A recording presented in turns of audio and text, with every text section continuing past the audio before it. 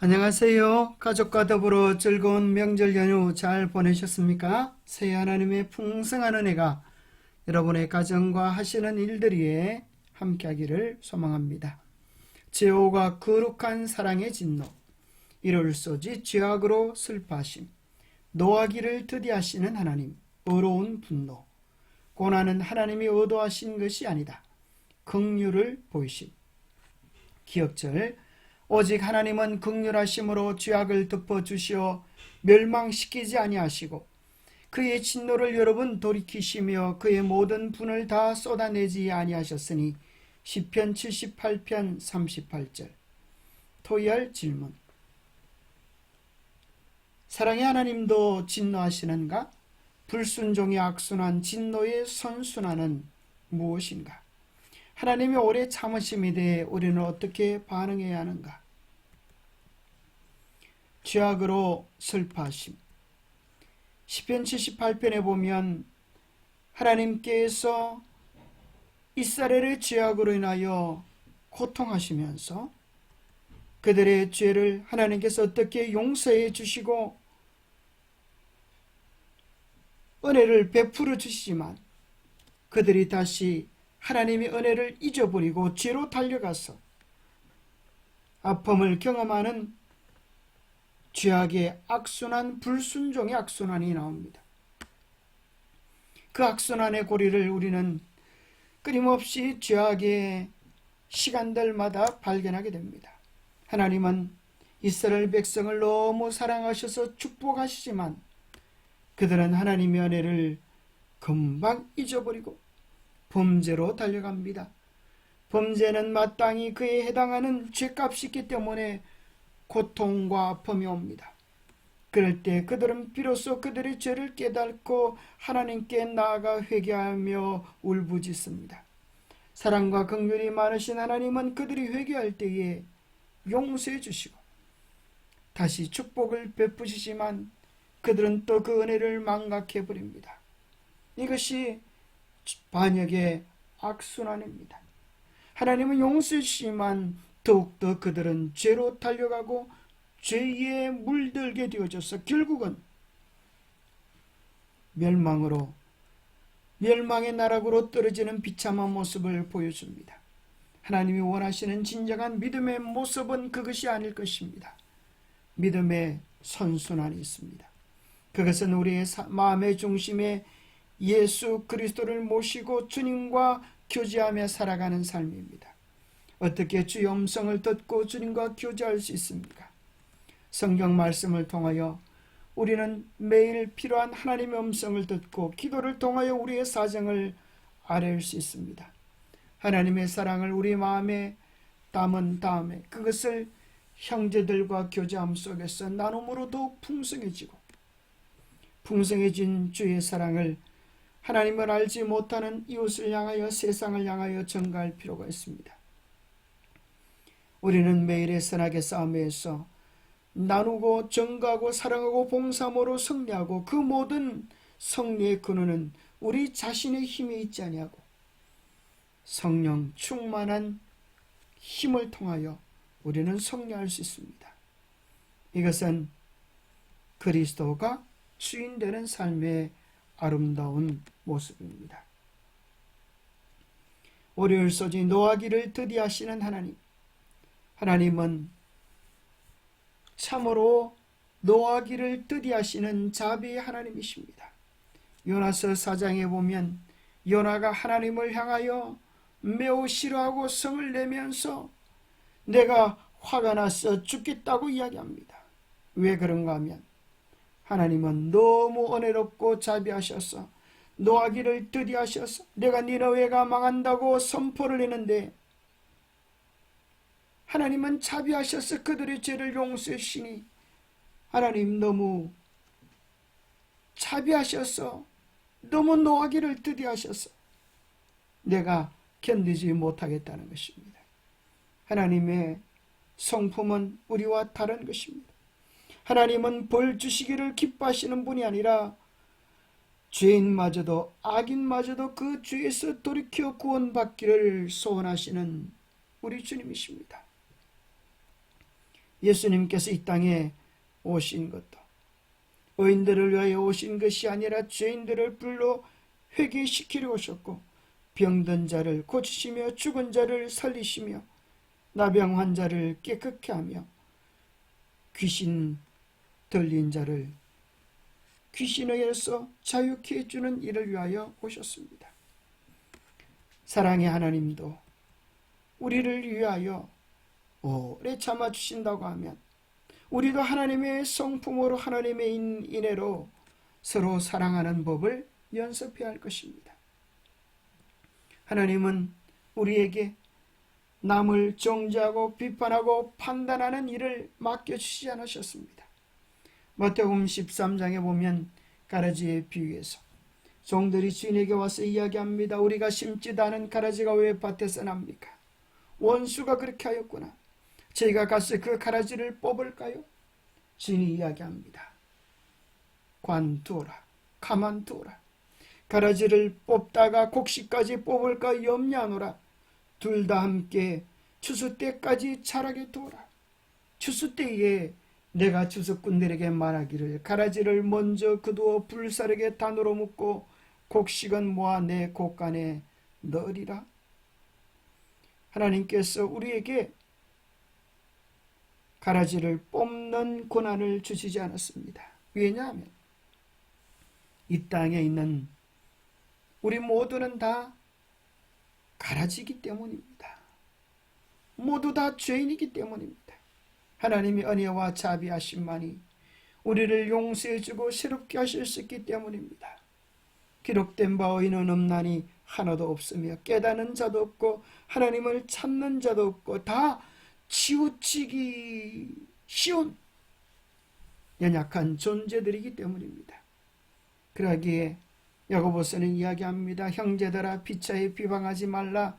형제를 비방하는 자나 형제를 판단하는 자는 곧 율법을 비방하고 율법을 판단하는 것이라. 네가 만일 율법을 판단하면 율법의 준행자가 아니요 재판자로다. 율법자와 재판자는 오직 하나이시니 능히 구원하기도 하시며 멸하기도 하시나니라.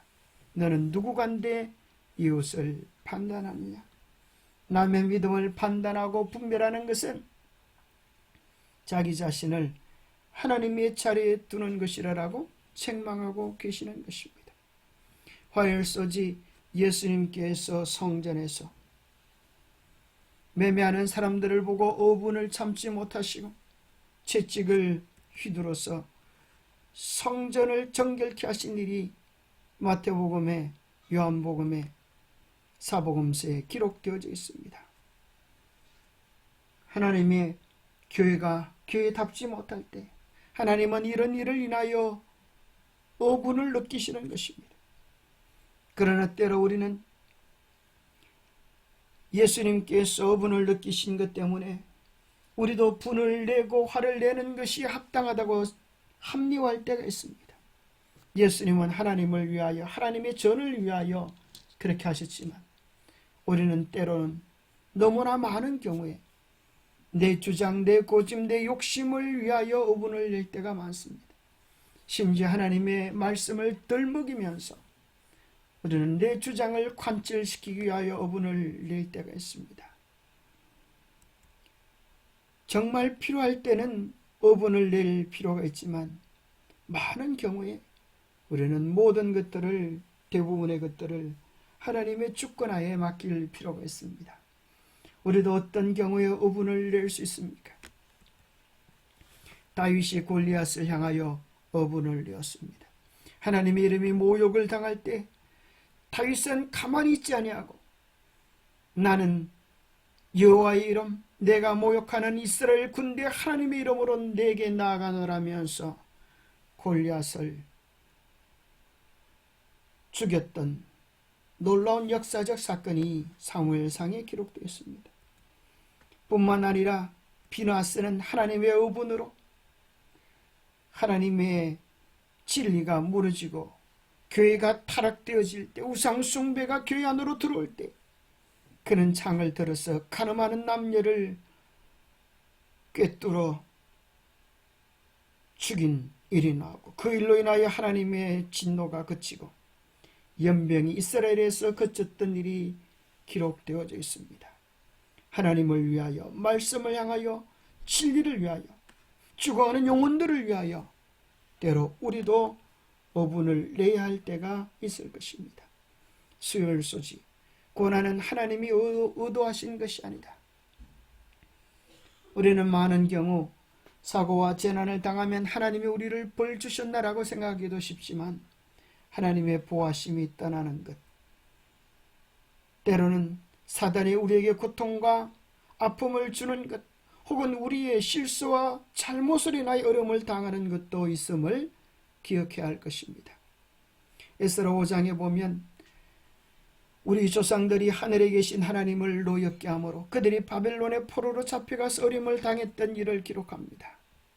예레미야 51장에 보면 그들이 하나님과의 언약을 바로 지키지 아니했을 때 그들이 어려움을 당했던 내용을 기록해 줍니다. 특별히 신명기는 모세가 과거의 생애를 되돌아보면서 제2시대 이제 가나안에 입성할 백성들에게 다시 한번 하나님의 계명을 선포하는 내용이 기록되어져 있는데요. 신명기의 서론과 결론을 빼면 과거, 현재, 미래라고 하는 세 단어로 요약될 수 있습니다. 과거를 내달아 보면서 현재 우리 자신을 살펴보고 미래를 전망하는 것입니다. 과거를 되돌아보면서 하나님의 인도하심, 하나님의 보호하심에 대하여 깊은 감사를 드리면서 오늘 왜 그들이 약속의 땅에 들어가지 못하고 40년 동안 방황하게 되었나? 그 이유를 불순종에게서 꼽습니다. 그러면서 우리가 하나님의 언약에 신실해야 될 것을 이야기해 줍니다. 미래에 대해서도 다시 한번 이스라엘이 선조 부조들의 언약이 아니라 오늘 우리와 하나님께서 언약을 맺으심을 보여주면서 약속의 땅에 들어가서 언약에 신실해야 될 미래를 이야기하고 하나님의 계명에 신실하기를 당부합니다. 그래서 신명기 핵심 주제는 그 가운데 있는 27장, 28장이라고 이해할 수 있습니다. 과거 역사를 되돌아보라. 하나님과 언약에 충실하지 못할 때에 그들은 어려움을 당했다. 언약에 충실하기만 하면 언제든지 하나님은 우리에게 복 주시고 기뻐하시고 우리를 제한 없이 사랑해 주시는 분이시다.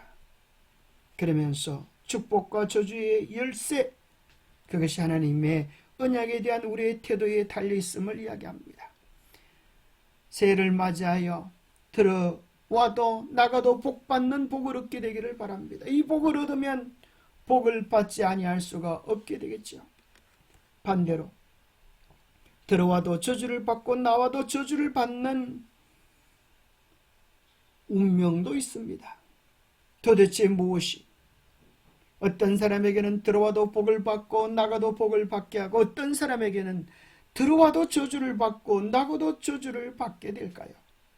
하나님의 언약이 얼마나 신실하느냐에 따라 달려 있습니다.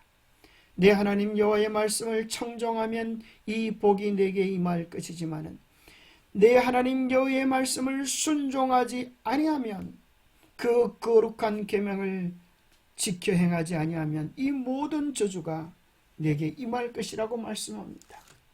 하나님은 누구기 때문에 더 사랑해 주고 누구기 때문에 더 미워하지 않습니다. 오늘 우리의 태도가 그 운명을 결정한다고 하는 사실을 잊지 말아야 할 것입니다. 목요일 소지 긍휼을 보이심. 하나님의 성품은 출애굽기 34장에서 분명히 나타납니다.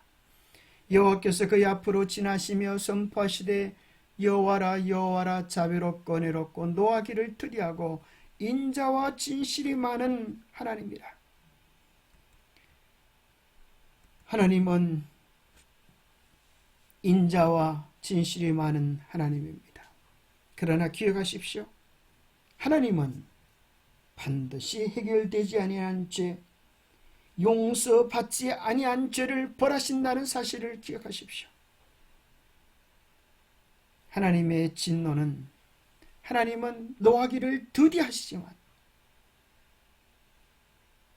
그 노하시는 날에는, 진노의 날에는 무섭고 두렵다는 사실을 기억할 필요가 있습니다. 용서받지 못한 자는 마땅히 그 대가와 벌을 받을 수밖에 없음을 기억해야 할 것입니다. 계시록 14장 새 천사의 기별에 보면 마지막 때 하나님의 진노가 쏟아질 때에 그 잔에 섞인 것이 없이 부은 포도주라 그랬습니다. 그 무서운 하나님의 진노에 들어가기를 두려워한다면 오늘 우리는 우리의 죄와 허물들을 주님께 내어놓고 용서와 자비를 구해야겠습니다. 때로 우리는 내 스스로가 죄에 대하여 내 힘으로 복수하고자 하는 생각을 가질 때가 있습니다.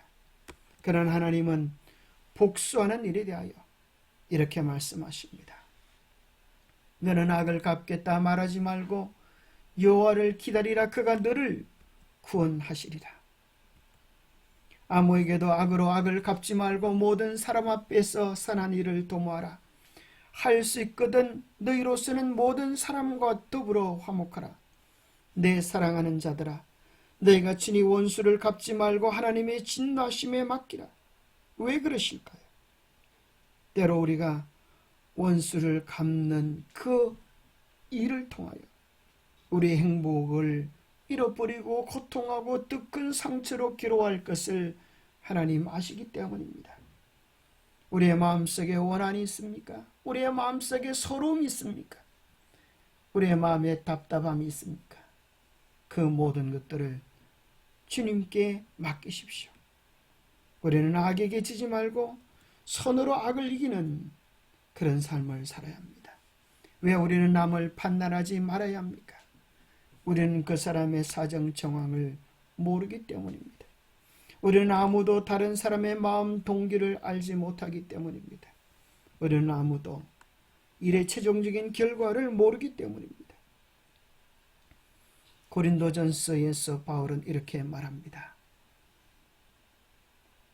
내가 여러분에게서 심판을 받든지 세상 법정에서 심판을 받든지 나에게는 조금도 문제가 되지 않습니다. 그뿐만 아니라 나도 나 자신을 심판하지 않습니다. 나는 양심에 끄리끼는 것이 없습니다. 그러나 이런 일로 내가 여러분 어렵게 된 것은 아닙니다. 나를 심판하시는 분은 주님이십니다. 그러므로 여러분은 주님께서 오실 때까지는 아무것도 미리 심판하지 마십시오. 주님께서는 어둠 속에 감추인 것들을 환히 나타내시며 마음속의 생각을 드러내실 것입니다. 그때에 사람마다 하나님으로부터 칭찬을 받을 것입니다. 여러분은 주님께서 오실 때까지 아무것도 미리 심판하지 마십시오. 주님께서 어둠 속에 감추인 것을 환히 드러내시고 마음속에 생각을 드러내실 것이기 때문입니다. 기도하겠습니다. 하나님 아버지, 우리로 하나님의 성품을 바라보고 그 성품을 닮아가게 하여 주옵소서. 사랑과 자비, 인내와 오래 참으시는 주님의 성품을 닮아가게 하여 주옵소서. 노하기 쉬운 연약한 우리의 마음을 주님 앞에 내려놓습니다. 긍휼을 보이지 못하고 너무 쉽게 흥분하고 너무 쉽게 판단했던 우리의 잘못을 용서하여 주옵소서. 우리의 부족으로 상처받은 이들에게 함께해 주시고 그들의 마음을 회복시켜 주시며 함께 손에 손을 잡고 서로 이해하고 용서하고 사랑하며 함께 천국까지 같이 갈 수 있도록 도와주옵소서. 우리의 마음이 주님의 마음으로, 주님의 사랑으로, 주님의 심령으로 용서하며 이해하며 하나 되게 도와주셨기를 우리 주 예수 그리스도 이름 머지하여 간절히 간구하옵나이다. 새해는 어느 해보다도 더 하나님을 기쁘시게 하는 한 해, 하나님의 뜻을 행하기를 즐겨하는 한 해, 주님과 동행하는 복스러운 한 해가 되기를 축복합니다. 감사합니다. 하나님의 은혜가 여러분의 생애에 충만하기를 소망합니다. 감사합니다.